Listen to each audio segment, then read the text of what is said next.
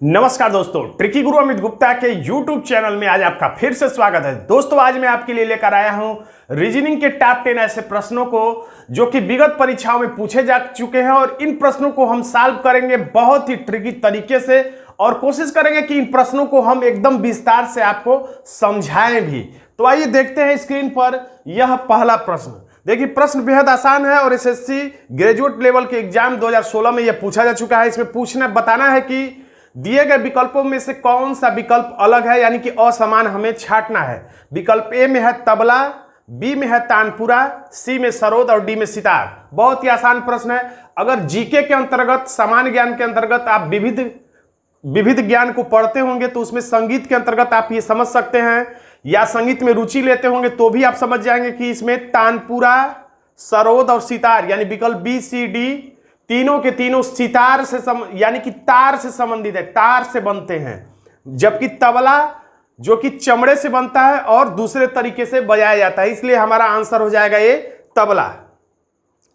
अब देखिए स्क्रीन पर ये प्रश्न, मैट्रिक्स से संबंधित लुप्त अंक। इसमें बताना है कि प्रश्नवाचक के स्थान पर कौन सा अंक भरा जाएगा। जब ऐसा प्रश्न आए तो बाएं से दाईं तरफ हम अंक पता कर सकते हैं, या ऊपर से नीचे, नीचे से ऊपर, किसी तरह से भी संभव तरीके से गुणा, जोड़, घटाना, भाग, वर्ग, घन के आधार पर ऐसे में ज्यादातर प्रश्न होते हैं।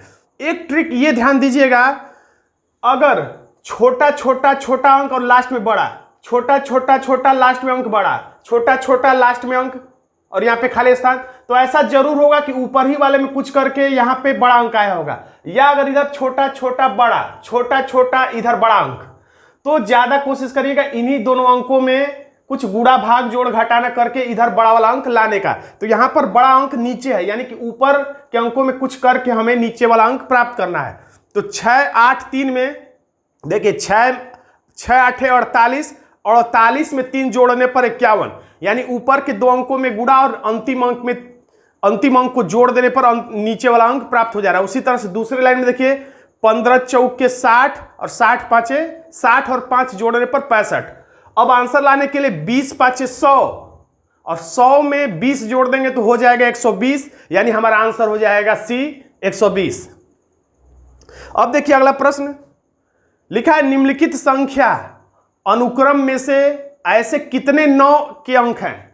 तो आप इसके लिए कूट बना लिए करिए। पूछ रहा है कितने 9 अंक ऐसे हैं कहे तो सही का निशान, नहीं कहे तो गुणे का निशान, जिनके निकटतम पहले 5 है, यानी इसके ठीक पहले, निकटतम पहले का मतलब ठीक पहले 5 है, किंतु निकटतम बात तो इसके लिए नहीं कर रहा है, इसी के बारे में बात हो रही है। इसी के निकटतम पहले और इसी के निकटतम बाद 6 नहीं है, तो ऐसे कर लीजिए, रब पे ऐसा कर लिया करिए ताकि आपको समझ में आ जाए।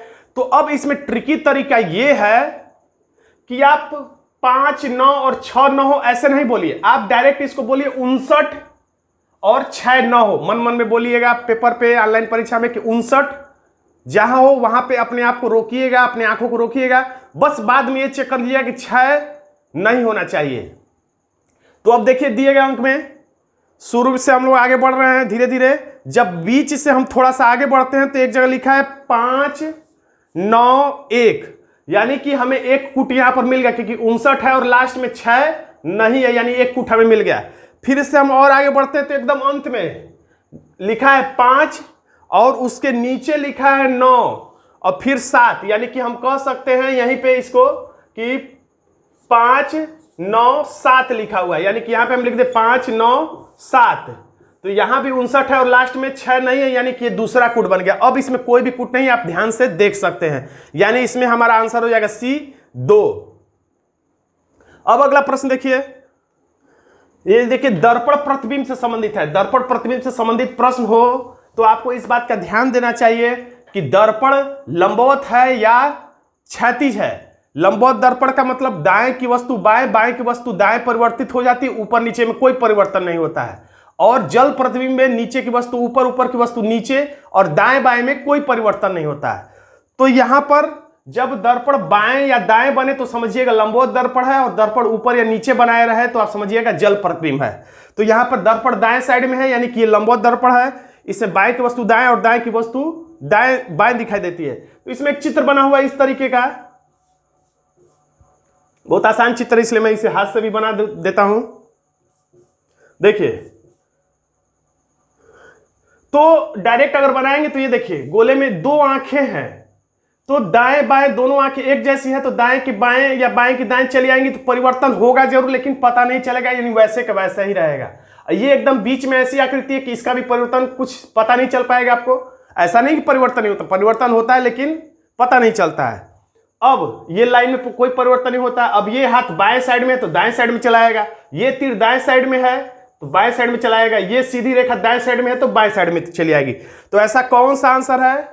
तो ऐसा है विकल्प डी, ध्यान से देखेंगे तो। लेकिन आपको परीक्षा में इस तरह से प्रश्न को सॉल्व नहीं करना है, मैंने विस्तार से बताया ताकि सभी को समझ में आ जाए। लेकिन परीक्षा हाल में आपको सिर्फ ये देखना है, इस तरह से देखना है बस। आप आंख तो कॉमन है, ये तो बदलाव होगा नहीं, बदलाव इसमें हो सकता है। तो सबसे पहली वाली आकृति, पहला देखिए कि ये जो हाथ है बाएं साइड में है, तो अब देख लीजिए किस किस विकल्प में हमको आंसर क्या चाहिए, दाएं साइड में। तो दाएं साइड में किस विकल्प में है? तो ए में भी नहीं है, बी में भी नहीं है, सी में भी नहीं है, डी में है। यानी एक ही से हमें पता चल गया कि आंसर डी होगा। अगर इससे नहीं पता चलता तो हम दूसरी आकृति इसको देखते हैं, फिर इसको देखते हैं। यानी जहां पे आंसर हमें मिल जाए वहीं पे अपनी गाड़ी को रोक देना है और टिक करके आगे बढ़ जाना है।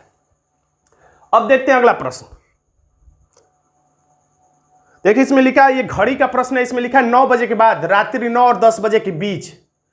तो घड़ी का प्रश्न है तो हम घड़ी बना लेते हैं, कोई दिक्कत नहीं है। ये 12 है, ये 6 है, ये 9 है और ये 3 है। अब ये काम आप परीक्षा हाल में बहुत तेजी से करिएगा। वैसे घड़ी बनाने की कोई जरूरत नहीं है, मानसिक रूप से कल्पना करके भी आप सोच सकते हैं, लेकिन ये तभी होगा जब आप ज्यादा से ज्यादा प्रश्नों को घर पर सॉल्व करेंगे तेजी से।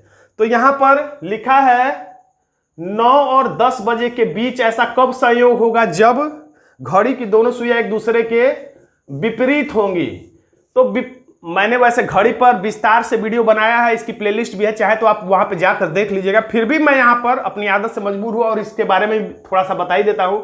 घड़ी की सुइयां एक दूसरे के विपरीत तब होती हैं जब उनके बीच में 180 अंश का कोण बने या दोनों सुइयों के बीच में 30 मिनट की दूरी हो। तो अब हम यहां पर क्या करेंगे, जब दिन 9-10, कोई भी प्रश्न 9 से 10 बजे के बीच पूछेगा, किसी में 5 से 6 बजे के बीच पूछेगा, किसी में 3 से 4 बजे के बीच में पूछेगा, तो पहला वाला जो समय रहा करे वो आप बजा दिया करिए। यानी कि 9 से 10 का है तो हम 9 बजा देंगे। अगर यही 4 से 5 बजे के बीच पूछता है तो हम 4 बजा देते, 8 से 9 के बीच पूछता है तो हम 8 बजा देते। तो 9 से 10 बजे के बीच पूछा है तो आप 9 बजा दीजिए, कुछ करना नहीं। देखिए घंटे की सुई को हम गोले से दर्शाते हैं और मिनट की सुई को ऐसे तीर से दर्शाते हैं। तो इसको थोड़ा अगर छोटा सुई बनाना चाहे तो हम लोग ऐसे बना सकते हैं। तो ये देखिए 9 बज गया। ये एक लगाने का तरीका है शुरुआत करने का प्रश्न का, और कुछ नहीं है। तो 9 से 10 बजे के बीच में था इसलिए हमने 9 बजा दिया। अब घंटे की सुई को स्थिर रखिए और मिनट की सुई को आगे बढ़ाते हुए आप ये सोचिए कि कब आपका उत्तर मिलेगा। विपरीत पूछा है तो कब विपरीत होगी सुई एक दूसरे के। तो 9:05 पे नहीं, 9:10 पे नहीं, और 9:15 पर, यानी कि 9:15 पर लगभग इसलिए लगभग घड़ी की सुइयां विपरीत हो जाएगी। लगभग इसलिए क्योंकि जब ये मिनट सुई 15 मिनट चली होगी तो घंटे की सुई थोड़ा सा जरूर आगे बढ़ गई होगी और ये एक दूसरे के विपरीत नहीं होंगी। तो लगभग है ये। इसको एग्जैक्ट बनाने के लिए नियम क्या है? तो एग्जैक्ट बनाने के लिए नियम ये है कि 9:15 है तो 9 को छोड़ दीजिए, लेकिन 15 में जो भी मिनट आए उसमें 12/11 का गुणा करिए। तो फिर इधर 9 के साथ छेड़छाड़ नहीं करना है। तो 12 में 15 का गुणा करेंगे तो 12×5 = 60 के 0, 12×1 12 और 6 18/11। फिर 9 बज के, ज्यादातर आंसर बटा सही में लिखा रहता है, तो आप नीचे तो 11 का 11 रहेगा ही, 11×1 11 और 7 बच गया, 11×6 = 66 और 4 70, यानी 9:16 सही 4/11। अगर आप ये करना नहीं जानते हैं तो इस तरह से देख लीजिए, 180 में किसका भाग देना है?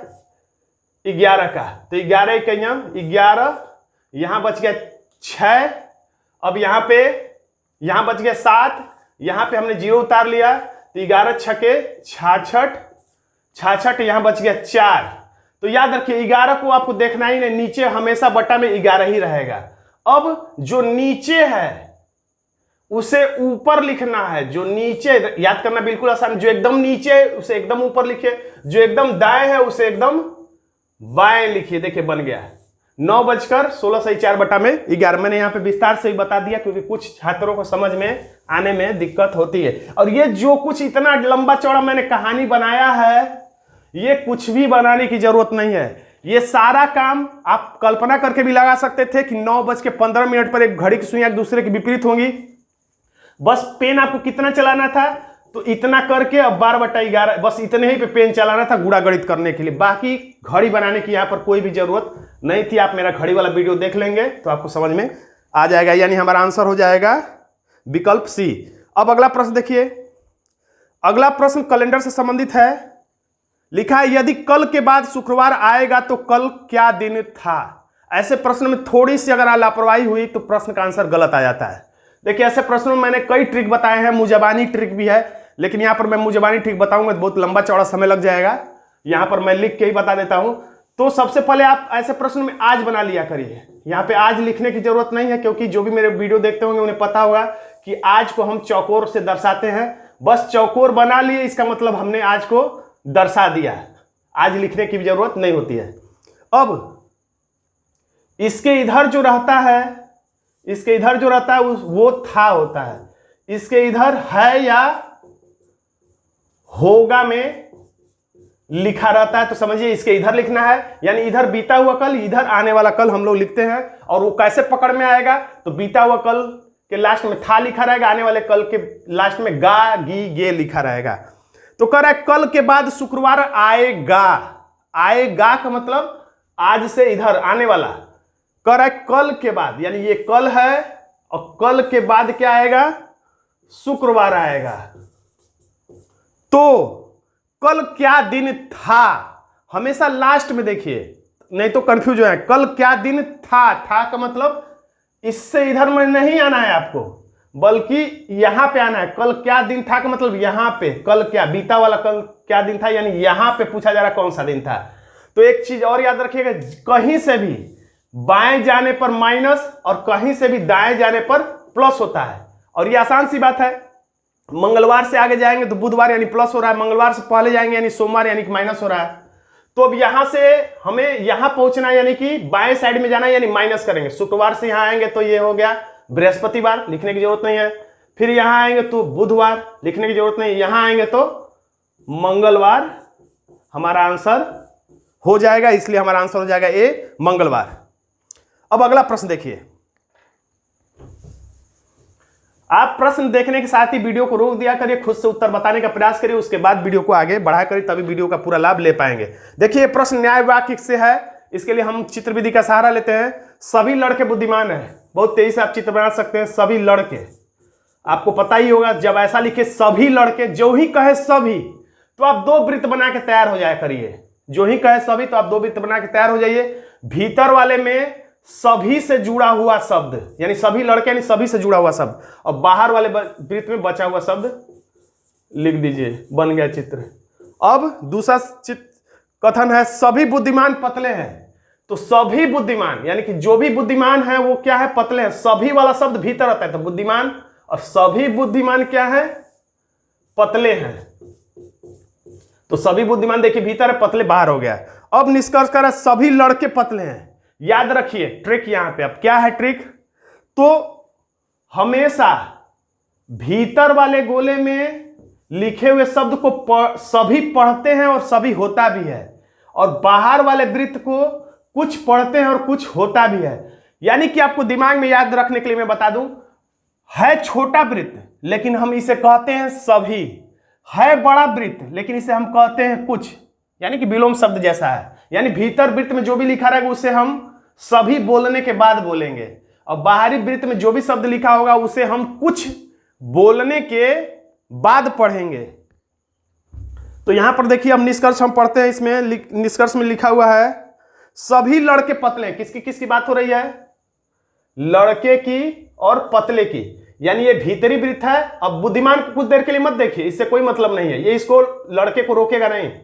यानी कि बस लड़के को और पतले को देखिए, तो ये भीतरी वृत्त में है, ये बाहरी वृत्त में है। यानी भीतरी वृत्त को छोटा है लेकिन सभी बोल के बोलते हैं, बाहरी वृत्त को बड़ा है लेकिन कुछ बोल के बोलते हैं। यहां पे बोल रहा है कि सभी लड़के पतले हैं, तो सही बात है, लड़के शब्द भीतर, इसलिए इसे सभी बोलना चाहिए और सभी बोला भी जा रहा है, यानी सभी लड़के पतले हैं, बिल्कुल सही है पहला कथन, पहला निष्कर्ष। अब दूसरा निष्कर्ष, सभी बुद्धिमान लड़के हैं। अब किसकी किसकी बात कर रहा है? सभी बुद्धिमान लड़के हैं, यानी इन दोनों की बात कर रहा है। पतले को अब आपको नहीं देखना है, जिन दोनों शब्दों में बात हो बस उन्हीं वृत्त को आपको देखना चाहिए। कह रहा है कि सभी बुद्धिमान लड़के हैं। अब ये भीतर है, ये बाहर है, लेकिन सभी बुद्धिमान यानी बाहर वाले को ये सभी बोल रहा है, जबकि भीतर वाले को सभी बोला जाता है, बाहर वाले को कुछ बोला जाता है, लेकिन ये बाहर वाले को कुछ न बोल के सभी बोल रहा है, इसलिए वाला निष्कर्ष गलत है। इसलिए हमारा आंसर हो जाएगा ए। निष्कर्ष एक सही है, यानी केवल निष्कर्ष एक सही है, निष्कर्ष दो सही नहीं है, गलत है। इसलिए अब देखिए अगला प्रश्न, वेन डायग्राम से संबंधित अगला प्रश्न है। तो देखिए इस प्रश्न का ट्रिक क्या है? तो इस प्रश्न का ट्रिक यह है कि ऐसा जब प्रश्न आए तो आप विधिवत ऊपर से नीचे तक पूरी जानकारी पढ़ते मत आए कि त्रिभुज को किससे, वृत्त को किससे, चौकोर को किससे, वर्ग को किससे, ये सब कुछ पढ़िए मत। इससे आपका 2-4 सेकंड, 10 सेकंड, 20 सेकंड अधिक लग जाएगा। आप सरकते हुए चले एकदम नीचे की पूछ क्या रहा है। इससे आपको लाभ यह होगा कि आप जब प्रश्न पढ़ लेंगे कि क्या पूछ रहा है तो सिर्फ वही जानकारी ऊपर जाके ढूंढेंगे, बाकी फालतू जानकारी से आपको कोई भी मतलब नहीं रहेगा। जैसे अब इस प्रश्न हम नीचे आते हैं तो लिखा गया है, प्रश्न क्या पूछ रहा है, तो यही बस पढ़ना है कि कौन सा समूह अमेरिकियों को दर्शाता है जो लेखाकार नहीं है। यानी कौन सा समूह, कौन सा समूह अमेरिकियों को दर्शाता है, टिक मार ली पिछली बार की तरह, जो लेखाकार नहीं है। आप पूरा नहीं, बस लेखा भी लिख सकते हैं। अमेरिकी है तो बस परीक्षा हाल में आप इतना मत लिखिए, अमरी बीस लिख दिए तभी समझ में आ जाएगा। यानी अमेरिकी को दर्शाता है, लेखाकार नहीं है, तो हमने टिक कट पीस कर लिया। अब ये काम बहुत तेजी से होगा, मैं आराम से बता रहा हूं ताकि सभी को समझ में आ सके। तो अमेरिकी नहीं चाहिए, लेखाकार, अमेरिकी चाहिए, लेखाकार नहीं चाहिए। तो अब ऊपर आप जाके देखिए कि अमेरिकी को किससे दर्शाया गया, किस चित्र से, और लेखाकार को किस चित्र से दर्शाया गया। बाकी और भी कोई चित्र होगा तो उससे हमें कोई भी लेना देना नहीं है। तो अब हम ऊपर जाते हैं तो देखिए ध्यान से लिखा हुआ, वृत्त लेखाकारों को दर्शाता है, यह वृत्त लेखाकारों को दर्शाता है, आयत अमेरिकियों को दर्शाता है। बस अब इतनी जानकारी हमें देखना था। यानी इससे यह पता चल गया कि हमें ऐसा अक्षर खोजना है जो वृत्त में हो लेकिन, जो आयत में हो लेकिन वृत्त में न हो, और बाकी किसी चिन्ह में होगा तो भी कोई असर नहीं, न हो तो भी कोई असर नहीं, उसे हम नेग्लेक्ट करेंगे, उस पर ध्यान ही नहीं देंगे। तो अगर हम ध्यान से देखेंगे तो जी और एच को ध्यान से देखिए, तो एच को तो आप एकदम समझ जा रहे होंगे कि देखिए आयत में भी एच है और वृत्त में एच नहीं है। लेकिन जी को देखेंगे तो आप ये कह सकते हैं ये तो त्रिभुज में भी है। तो त्रिभुज से हमें कोई मतलब नहीं है, हमें बस यही देखना है कि ऐसा अक्षर जो केवल आयत में हो। आप सीधे सीधे ये कह सकते हैं केवल आयत में हो लेकिन वृत्त में ना हो। तो जी भी ऐसा अक्षर है जो आयत में है और वृत्त में नहीं है। एच भी ऐसा अक्षर है जो आयत में है और वृत्त में नहीं है। अब वो जी कहां कहां है इससे कोई कंफ्यूज होने की जरूरत नहीं है, बाकी पर हम ध्यान ही नहीं देंगे, इसलिए हमारा आंसर हो जाता है बी। अब देखिए अगला प्रश्न, देखिए वेन आरेख से संबंधित प्रश्न है। इसमें लिखा है गहना, सोना, चांदी। बहुत प्रश्न आसान है लेकिन मैं थोड़ा सा आपको समझाऊंगा जरूर। गहने, सोना, चांदी, क्योंकि कुछ लोग कंफ्यूज हो जाते हैं। आसान प्रश्न है लेकिन इसका फंडा, इन शब्दों का क्या अर्थ है, इसके लिए मैं आपको समझा रहा हूं। देखिए आपको यह दिमाग में हमेशा रखना है कि जो सोना होता है उसका केवल गहना ही नहीं बनता है। यह फंडा आप दिमाग में बना लीजिए। कुछ लोग ये सोचते हैं कि दुनिया में जितना सोना है उसका सबका गहना ही बनता है। नहीं, दुनिया में जितना सोना है उसका गहना ही नहीं बनता, यानी सोने का केवल गहना ही नहीं बनता है, बल्कि सोने की मूर्तियां बनते हैं, बिस्किट छोटे छोटे होते हैं, और ईंट भी होती है, और अब तो यहां तक कि सोने के मास्क भी बनाने लगे हैं कुछ लोग। यानी कि सोने का केवल गहना ही नहीं बनता है, ये आप दिमाग में रखिएगा। कुछ ही सोने का गहना बनता है, कुछ ही सोने का गहना बनता है, यानी कि सभी सोने का गहना नहीं बनता है। अब इसी तरह से सभी दुनिया में जितनी चांदी है उसका गहना नहीं बनता है, दुनिया में जितनी चांदी उसका कुछ ही हिस्सा गहना बनता है। कुछ चांदी की मूर्तियां भी बनती हैं और प्लेट तस्तरियां भी बनती हैं, तो इसलिए यह भी कह सकते हैं कुछ सोने का गहना बनता है और कुछ चांदी का भी गहना बनता है। अब इसका पूरा निष्कर्ष अगर हम पढ़े तो कई निष्कर्ष निकलेंगे। आपका फंडा क्लियर करने के लिए मैं बता रहा हूं, इन दोनों में मैं पढ़ रहा हूं, चांदी और गहने में। तो दुनिया में जितनी चांदी है उसका कुछ ही भाग से गहना बनता है, यानी कि दुनिया में जितनी चांदी है उसके कुछ भाग से गहना नहीं बनता है, यानी कुछ भाग चांदी का कुछ भाग से गहना बनता है, चांदी के कुछ भाग से गहना नहीं बनता है। इधर से पढ़े तो दुनिया में जितने गहने बनते हैं उसकी कुछ ही मात्रा चांदी से बनती है, क्योंकि कुछ मात्रा सोने से, कुछ मात्रा पीतल से, कुछ मात्रा लोहे से भी बनता है, कुछ गहने प्लास्टिक के भी होते हैं। इधर से पढ़े कुछ सोने का गहना होता है, कुछ सोने का गहना नहीं भी होता है। इधर से पढ़े तो दुनिया में जितने गहने हैं कुछ सोने के भी होते हैं, कुछ गहने सोने के नहीं होते, प्लास्टिक पीतल वगैरह के भी होते हैं। और ये जो खाली स्थान रह गया है यानी कि कुछ गहने अन्य चीजों के भी होते हैं। तो यानी हमारा आंसर हो जाता है यहां पर सी। व्याख्या काफी लंबी हो गई।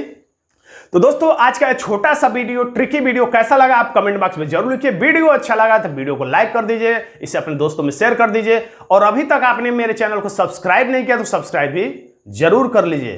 धन्यवाद दोस्तों।